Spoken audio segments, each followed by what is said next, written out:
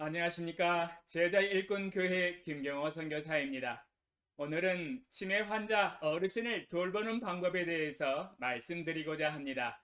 왜냐하면 제가 치매이신 어머니를 지금 돌보고 있는 중이기 때문입니다. 제가 만약 이론만 전달해 드리는 것이라면 지금 당장 채널을 꺼버리세요. 삶이 없는 이론 지식, 말만 하는 강의, 지금 시대에 그렇게 필요하지 않습니다.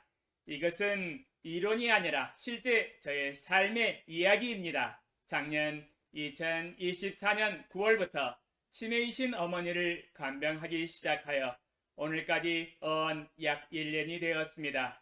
짧은 시간이었지만 그래도 지금은 매우 건강하게 회복되어서 생활을 잘 하고 계십니다.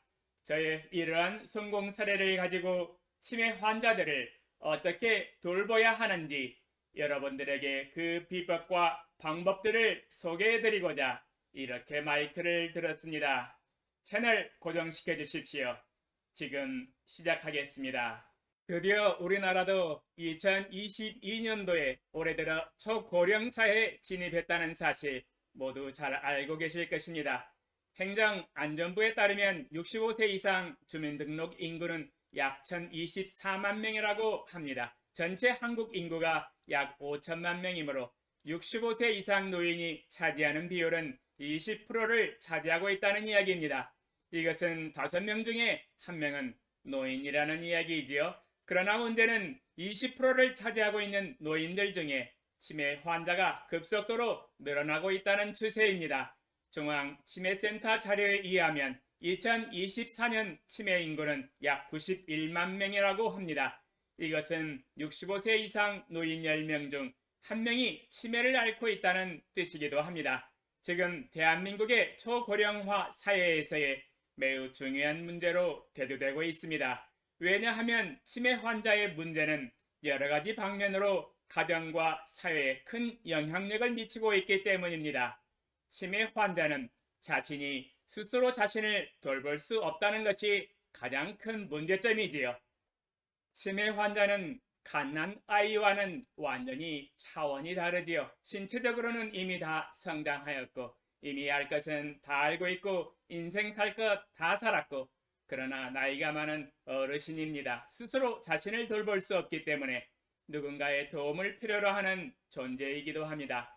누군가 옆에서 돌봐주어야 한다는 이야기이지요. 만약 치매 환자의 배우자가 살아있을 경우에는 가장 이상적입니다. 남편 또는 아내가 간병해 주는 것이지요. 만약 배우자가 사망하였을 경우에는 아들 또는 며느리 혹은 딸 또는 사위가 돌봐주어야 합니다. 거기에다가 경제적 부담도 만만치 않게 들어가고 있고요. 그러나 가장 큰 어려움은 간병이 단기간으로 끝나지 않고 대부분의 경우 장기적으로 돌입한다는 점입니다. 사람이 그렇게 빨리 죽지 않지요.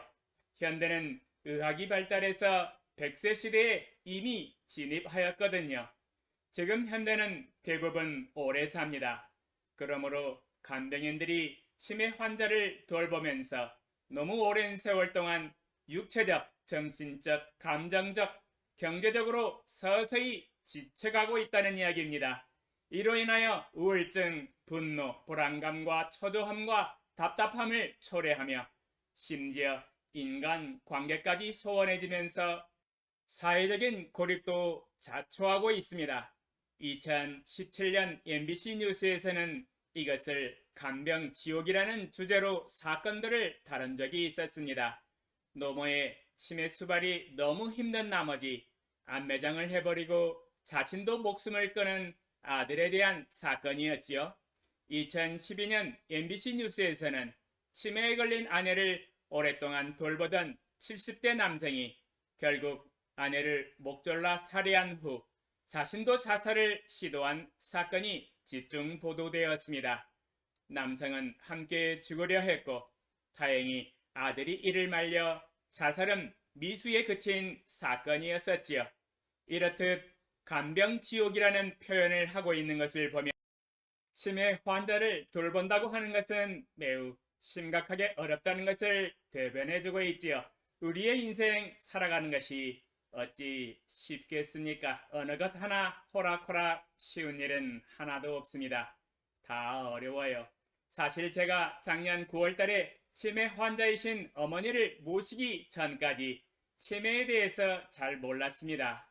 왜냐하면 제가 하고 있었던 유튜브 채널 방송 때문에 매우 바빠서 별다른 관심을 가지지 않았었고, 그때만 해도 치매이신 어머니에게 전화를 드리면 어머니가 항상 전화를 받으셨는데, 전화로 어머니와 대화를 나누면 의사소통하는데 전혀 문제가 없었어요. 정상적인 사람으로 보였었거든요. 그래서 더욱 치매에 대해서 무관심했었던 것 같습니다.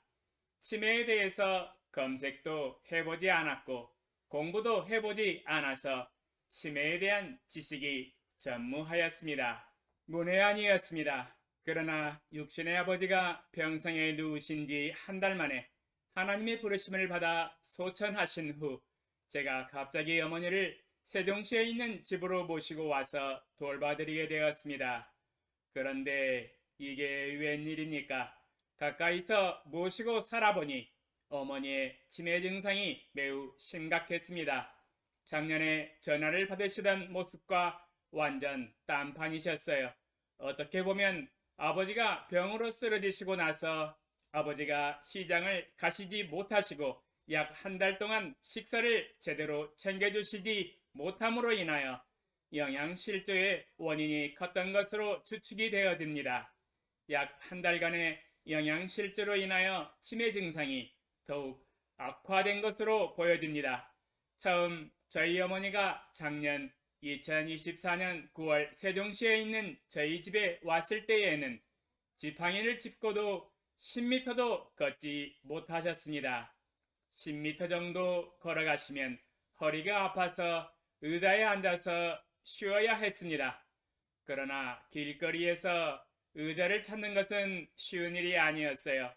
당장 앉아야 하는데 하는 수 없이 그 자리에서 땅바닥에 털썩 주저앉으시곤 하였습니다.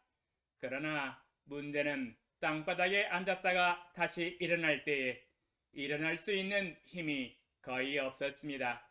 신체적으로 걸을 수 있는 근육과 일어나는 근육이 이미 매우 약화된 상태였었기 때문입니다. 또한 식사를 거의 잘 하시지 못하셨어요. 식욕이 없었어요. 맛있는 반찬으로 차려서 드리면 밥 먹기 싫다, 안 먹을란다. 여러분, 이 말을 들으시면 어떻습니까? 열심히 반찬을 맛있게 해서 드렸는데 한 숟가락밖에 드시지 않고 옆으로 물러버리면 참 인생이 허무해지지 않습니까? 상 치매 환자 식사 거부하시는 것을 도와줄 방법은 없어요. 거기에다가 밤에는 1시간 간격으로 화장실을 가시면서 들락달락 하셨습니다. 밤에 잠도 안 주무셔요. 밤중에 화장실 갔다 와서 어머니 방을 한번 들여다보면 눈만 말똥말똥 뜨고 계시고 있어요. 어머니 주무셔야지요. 말씀드리면 잠이 안 온다 하시는 거예요.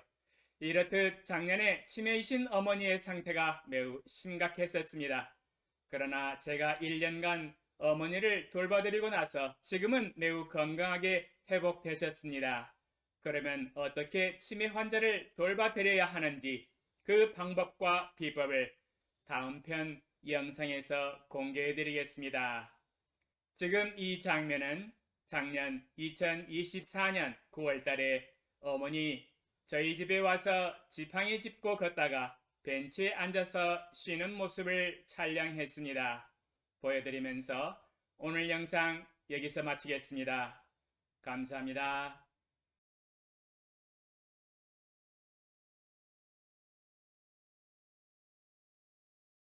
너는 하나님의 영광을 위하여 창조된 자